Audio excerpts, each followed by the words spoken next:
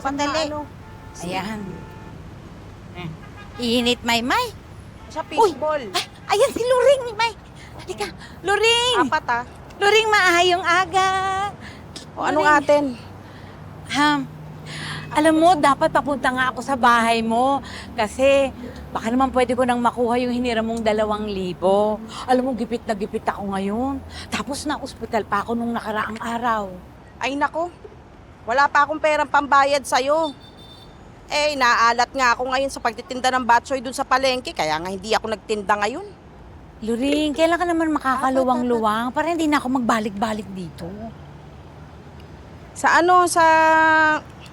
susunod na linggo, sige ba sasabihan na lang kita. Nasaan na? Dali,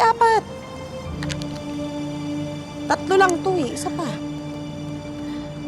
Ay, ko! Ay! Naku!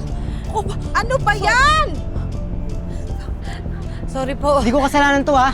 Tinabig niya ako, eh. Pasensya na po, hindi ko naman po sinasadya. Sige, Luring. Oy! Ano? Bayaran mo to. Alam ka naman ako magbayad niyan. Uy, Luring!